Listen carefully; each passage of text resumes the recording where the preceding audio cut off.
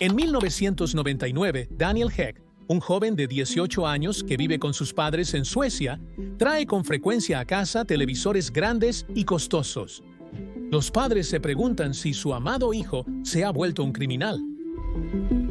De hecho, cuando Daniel tenía 13 años, en 1994, comenzó a desarrollar sitios web cuando Internet estaba en sus inicios. Por lo tanto, lanzó un pequeño negocio en casa creando sitios web para clientes. Cobró a su primer cliente $100 y al siguiente $200, un precio aún por debajo del promedio de la industria. A medida que la demanda de sitios web explotó, Daniel pudo cobrar rápidamente $5,000 por sitio. Para expandir su negocio, Daniel reclutó compañeros de su clase de informática, sobornándolos con la promesa de videojuegos. Estos chicos finalmente alcanzaron $50,000 al mes y a los 18 años gestionaban un equipo de 25 personas. Los padres descubrieron los ingresos de su hijo cuando empezó a llevar sus famosos televisores al hogar. Poco tiempo después, Daniel solicitó un trabajo en Google, pero dijeron que necesitaba un título, el cual él no tenía. Entonces, decidió crear su propio motor de búsqueda para competirles. ¿Puedes imaginar lo que pasó después? Dejó esa idea al darse cuenta de que competir con Google no era muy inteligente. No obstante, Daniel probaría muchas otras ideas de negocios, la mayoría sin éxito. Y sí, parece que cuando vemos a los empresarios exitosos, solo han tenido éxito, pero la mayoría enfrenta fracasos antes de alcanzar el éxito. ¡No te rindas! Pero luego, a principios de sus 20 años, ganó la lotería al vender una de sus empresas a una compañía llamada Trade Doubler por alrededor de $1 millón. En ese instante empezó a sufrir una crisis de identidad. Sabía que se suponía que debía ser el hombre más feliz del mundo porque acababa de retirarse en sus 20 años después de vender su empresa de publicidad, Advertigo, lo que lo hizo millonario. Festejaba casi todas las noches y hasta compró un Ferrari. Pero en pocos meses sintió que su vida perdió todo sentido. No hacer nada durante el día y festejar toda la noche empezaba a destruirlo. Daniel necesitaba darle un nuevo sentido a su vida. De lo contrario, ¿habría sido feliz? Decidió que quería usar el dinero que había ganado vendiendo su empresa para concentrarse en una idea aún más grande. Quería revolucionar la industria musical. Al mismo tiempo, un servicio llamado Napster se volvió extremadamente popular, permitiendo a las personas compartir archivos fácilmente entre ellos. Esto significaba que las personas compartían archivos de música MP3 gratis y pronto las discográficas demandaron a Napster hasta su desaparición. Pero el problema era la aparición de aplicaciones similares por todas partes, como Kazaa y LimeWire, así como sitios como The Pirate Bay o Mega Upload, de los cuales les conté la historia en un video que encontrarán en la descripción. Era evidente que la tecnología peer-to-peer había llegado para quedarse, y la industria musical ya no podría frenar el intercambio de archivos en línea. Daniel Ek era él mismo un gran fanático de la música, y le encantaba usar estos servicios de intercambio de archivos gratuitos.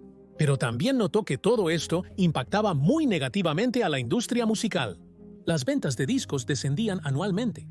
Por lo tanto, Daniel pensó en crear un nuevo servicio mejor que Napster, pero que permitiría a los músicos y discográficas ganar dinero con su música. Para los gigantes discográficos como Sony y Universal, esto significaba miles de millones en pérdidas porque los fans conseguían música gratis y querían detenerlo. Durante sus aventuras empresariales, Daniel conoció a Martin Lorentzon. Se hicieron amigos compartiendo un sentimiento de falta de objetivos después de acumular riquezas masivas de manera inesperada. En 2006, mientras se alojaban en un apartamento en Estocolmo, Suecia, se les ocurrieron muchas ideas. Escuchaban música mientras trabajaban en su computadora. En esa época, la experiencia distaba de ser ideal. La radio por internet era nueva, y la experiencia de escucha se limitaba a reproducir canciones descargadas. Entonces, a Daniel se le ocurrió una idea. En vez de dejar esta idea de un servicio de streaming legal durmiendo en su mente por años, podría simplemente salir y crearlo. Imaginó una plataforma con acceso instantáneo a toda la música del mundo, legal y financiada por publicidad, donde un porcentaje de los ingresos iría directamente a los artistas. Así nació la idea inicial de Spotify. Daniel estaba convencido de que era un ganar-ganar. una mejor experiencia para los usuarios y una forma de salvar la industria musical de la piratería. Así que tenía la certeza de que las discográficas se interesarían.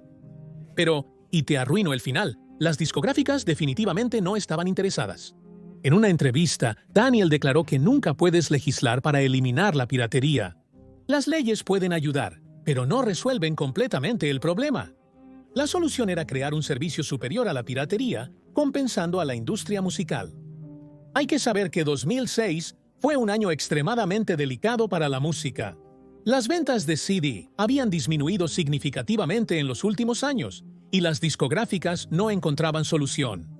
En 2006, los ingresos de la industria musical habían pasado de 25.2 mil millones en 1999 a solo 19.4 mil millones en ese momento.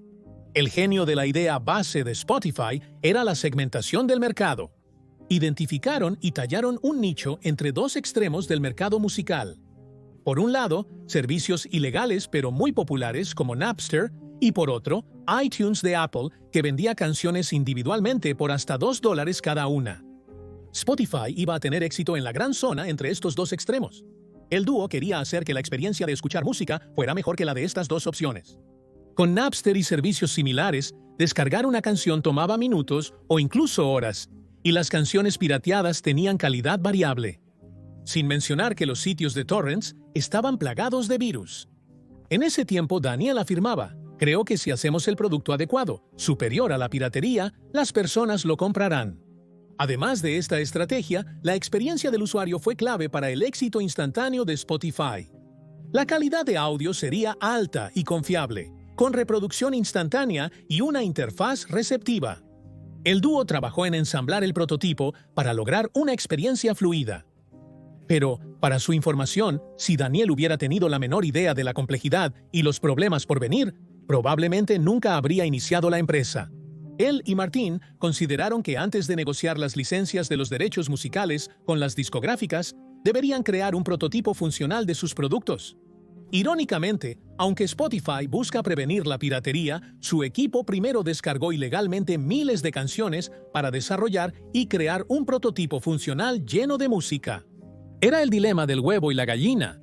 No podían convencer a la industria musical de la eficacia de sus productos sin construirlos, pero no podían hacerlo sin la música. Ese verano, piratearon música por un valor de millones de dólares. El equipo trabajó sin descanso para crear el software, convirtiéndose en una familia al pasar tanto tiempo juntos. Daniel, por su parte, estaba obsesionado con hacer Spotify lo más ligero y reactivo posible. No se permitían retrasos de más de 250 milisegundos. Quería que los usuarios de Spotify tuvieran la sensación de tener cada canción jamás grabada directamente en su disco duro. Spotify debía ser tan bueno que los usuarios pagarían $10 mensuales con gusto, incluso pudiendo descargar su música favorita gratis. Pese a la presión y retos, el equipo triunfó. Daniel estaba encantado con el producto, pero también muy estresado. Lo que no les había dicho a su equipo es que las negociaciones con las casas discográficas para usar legalmente su música no iban bien en absoluto. Las principales casas discográficas que dominan la industria musical, conocidas como Big Three, Sony, Warner y Universal, eran los dueños del juego. Daniel viajó por el mundo para convencerlos. Explicaba la idea de la música gratuita financiada por publicidad, donde las discográficas recibirían un buen porcentaje de los ingresos publicitarios generados. Pero cuando las discográficas oían gratis, enloquecían de rabia al instante. Detestaban el modelo económico basado en publicidad en vez de ventas directas de música. Exigían un precio fijo por cada reproducción de una canción. Para Spotify, esto sería un desastre, ya que no había garantía de que los ingresos publicitarios cubrieran todos los costos. Pero Daniel sabía que debía actuar, ya que el dinero de Spotify se agotaba.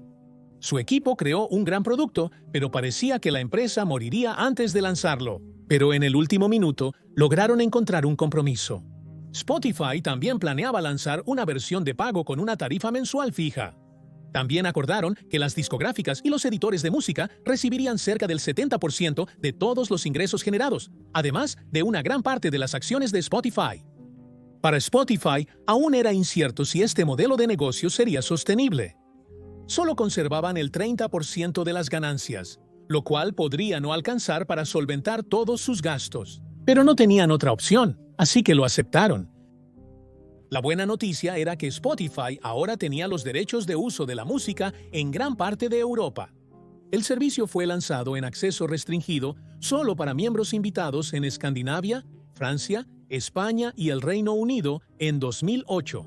A pesar de las negociaciones de licencias musicales internacionales que retrasaron el lanzamiento en Estados Unidos, se expandió rápidamente.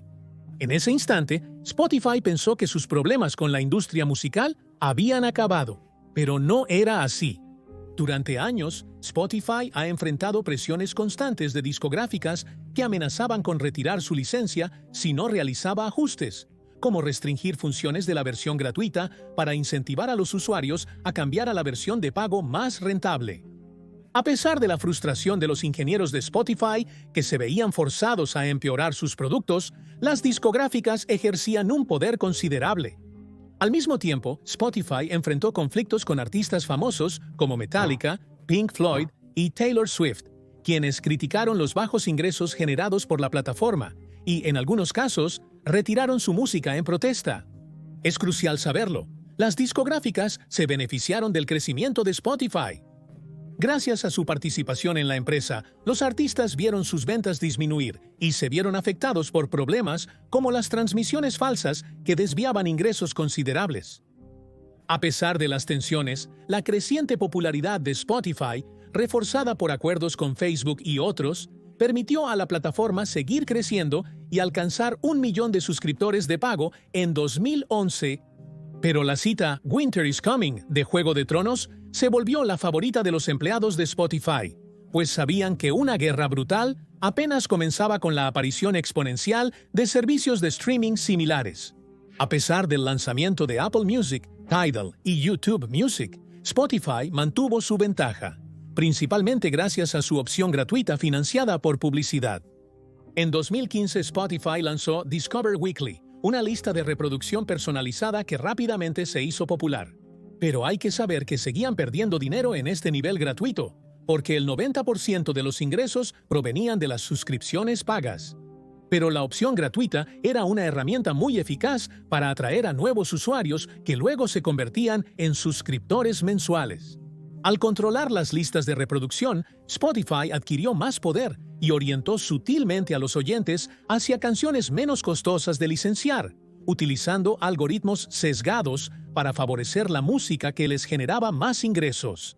De hecho, se les acusó de agregar música de artistas ficticios que provenían de bibliotecas de música libres de derechos para reducir los pagos a las discográficas y a los músicos, lo que generó aún más críticas por parte de los artistas.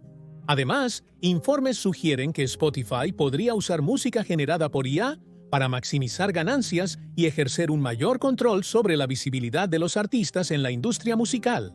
Hoy en día, Spotify tiene 381 millones de usuarios activos mensuales, de los cuales 172 millones son usuarios premium.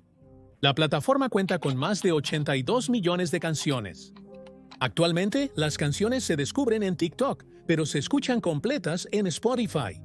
También han modificado el modo de consumir música. La gente ya no escucha los álbumes en el orden establecido. Entonces, tal vez te estés preguntando, ¿cuánto se gana en Spotify? Una comparación reciente reveló que para ganar $1 en Spotify se necesitan 229 streams. Para Apple Music son 136 streams. Y Tidal paga mejor con solo 80 streams. Pero lo peor es YouTube Music con 570 streams que son necesarios para tener $1. Spotify se ha vuelto una plataforma influyente que controla cada vez más la industria musical. Mientras algunos creen que Spotify ha salvado a la industria musical de la piratería, otros critican su impacto negativo en los ingresos de los artistas y su creciente control sobre quienes tendrán éxito en la industria. En cualquier caso, la historia de Spotify es increíble y la encuentro muy inspiradora.